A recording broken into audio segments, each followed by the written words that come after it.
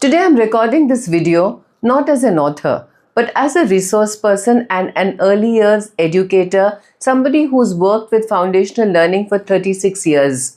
I've seen the journey and so value the last few years where we have specific guidelines. I'll start with the National Curriculum Framework for Foundation Stage, which was released in 2022 before the school stage.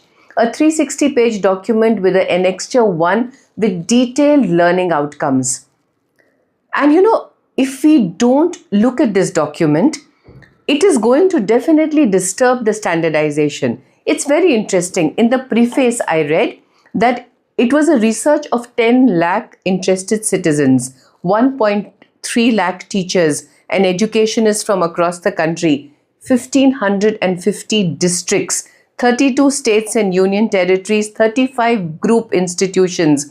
The consultations are in addition to over 500 papers and 25 of them specifically relevant to the themes written by groups constituted by states and union territories, 4,000 experts and more than 175 members constituted by the National Council of Education, Research and Training. Do we even have a doubt that how important this document is? And then the annexure 1 was released as the learning outcomes for foundational stage last year in July. Now, I use this as my reference point as a resource person. When I walk into a school and I'm talking to educators, I am talking to them about involving the community. We are talking to them about the 13 curriculum goals, 68 competencies.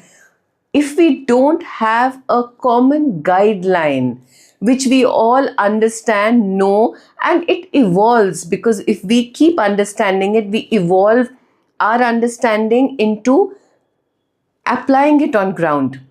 We have used this very same document to create the entire CBSE foundation training program, because without a benchmark, how can we design anything? How do we explain to teachers that this is the Panchkosha Vikas, these are the layers of learning? How do we explain to them that when you start a lesson, you start with the introduction or the Aditi, which is the entry point of the children? How much of retention have they had? What is the long-term memory? And secondly, the bodh. What is the understanding at the point when you're starting a topic? What about how much of practice is needed in the design? How do we do the application on ground? These are 3-year-old, 4-year-old, 5-year-old, 6 and 7-year-old children. We have to know how they progress, and that is what learning outcomes are all about. It's about understanding what is the expected learning standard of a 3-year-old child or a 4-year-old child, so that you not only look at a book or a curriculum like that, but you design everything as per the age group of the children. And then, of course, if the child is able to understand and explain.